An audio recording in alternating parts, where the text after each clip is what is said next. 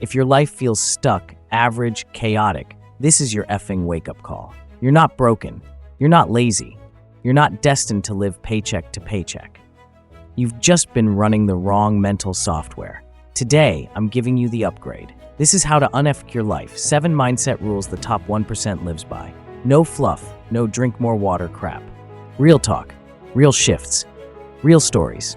I'm not here to motivate you. I'm here to reprogram you. Let's go. 1. When Jim Carrey was broke, depressed, and sleeping in his van on Mulholland Drive, he didn't sit back and say, "Why me?" He visualized what he wanted. He wrote himself a check for $10 million for acting services rendered and dated it Thanksgiving 1995. He kept it in his wallet. Every time he felt hopeless, he looked at that check. Every time someone told him he was too weird, too loud, too much, he looked at that check. 5 years later, he got cast in Dumb and Dumber for $10. That's not coincidence. That's clarity and conviction at work. The top 1% don't wait for permission or perfect conditions. They decide what their life is going to look like, and then they live in alignment with that decision, long before reality catches up. This mindset shift is about killing the victim identity. Life might hand you pain, poverty, chaos, but what you do with that, how you frame it, is where your power is.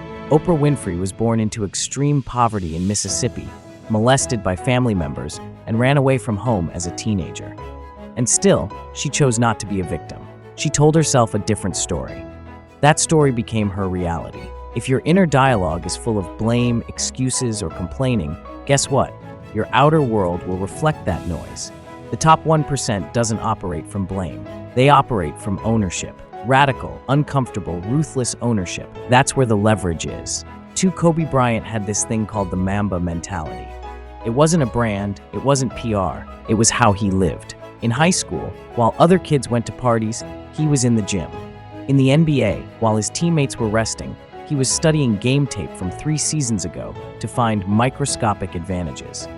In 2008, after losing the finals, he trained 3 times a day during the off-season, at 4 a.m., 11 a.m., and again in the evening.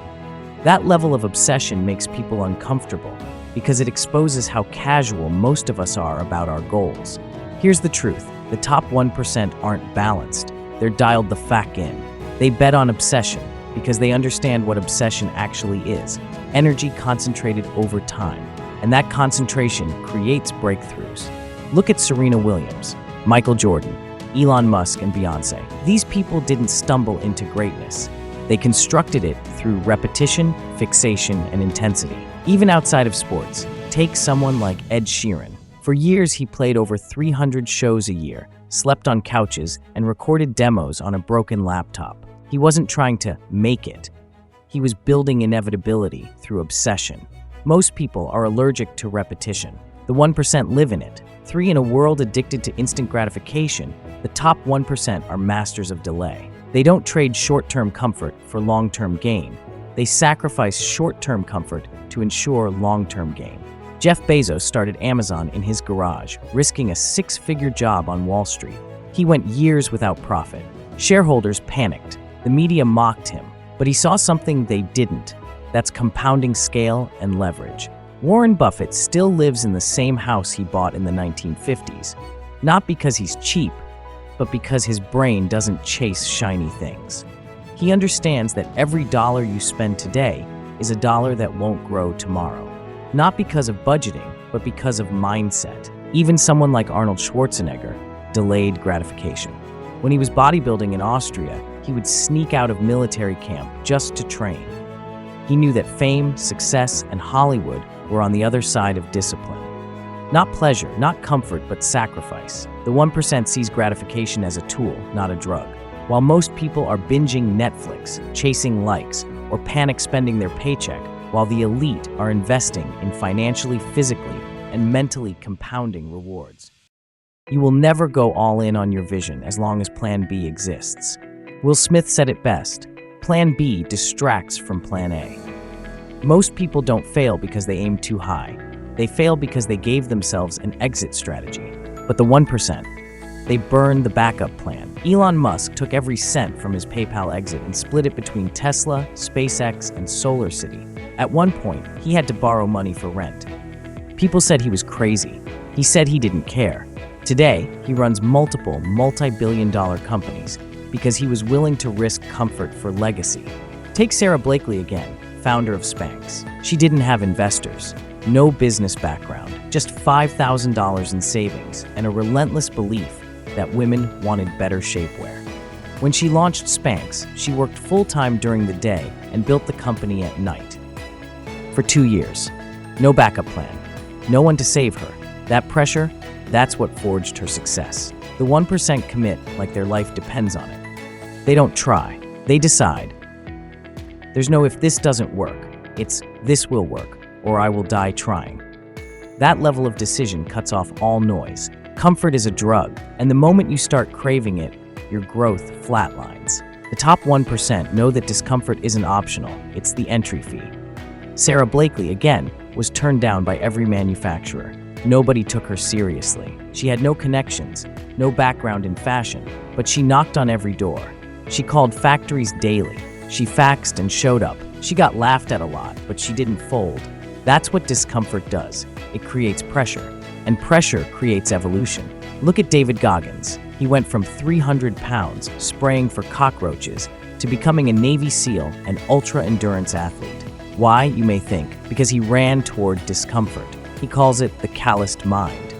He seeks out suffering as a training ground. That's how the elite think. Angela Duckworth, who coined the concept of grit, found that the highest achievers weren't the most talented, they were the most resilient. They didn't love the pain, but they respected it. Because pain gives you feedback. Comfort gives you nothing but stagnation. If your life feels stuck, check your comfort zones. Growth doesn't feel good.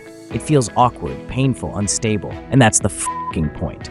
You are the average of the 5 people you spend the most time with.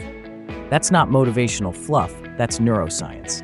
Your brain mirrors the habits, thoughts, and beliefs of the people around you. So the top 1% don't just network, they curate ruthlessly. Steve Jobs surrounded himself with engineers, artists, designers, people who challenged him. Not yes men, not complainers, but high standards killers who raised the temperature in every room. He didn't tolerate mediocrity, and neither should you. Look at your group chat. If no one's talking about ideas, investments, or inner growth, you're in the wrong room. The 1% protect their mental space like it's sacred. They don't hang out with gossipers, victims, or people who settle. Not because they're arrogant, but because they know environment shapes destiny. Even someone like Conor McGregor went from collecting welfare checks to global superstardom. And he said it himself. When he started hanging around elite athletes and focused minds, his vision expanded. Not because they gave him anything, but because their energy was different. It was sharper, cleaner, and hungrier. Audit your circle. Upgrade accordingly. Muhammad Ali declared, "I am the greatest," before the world believed it. That wasn't ego. That was identity. Visualization isn't a mood board. It's a mental blueprint. And the 1% understand that you must see it before you become it. Joe Dispenza talks about how the brain doesn't know the difference between what's real and vividly imagined. So if you keep rehearsing fear, failure, and insecurity, guess what? Your brain starts wiring for that. But if you rehearse winning, confidence, expansion, the chemistry changes, identity shifts. Jim Quick, one of the world's top brain coaches, said, "If you fight for your limitations, you get to keep them." And most people live their entire lives arguing for a self-image that keeps them small.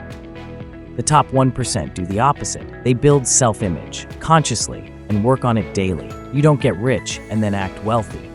You act wealthy, strategically, mentally, energetically, and then the results start following. Same with confidence. Same with power. You create it inside and then you attract it outside. It's not magic. It's math. Mindset, repetition, reality. Your life doesn't change when you hear this. It changes when you live it. You don't need 20 years. You need 20 weeks of aligned mindset. Unfuck your beliefs and everything follows. If this hit you, hit like. Subscribe if you're serious. Share this with someone who needs the truth. Nova Wealth is just getting started. Let's build your legacy, one shift at a time.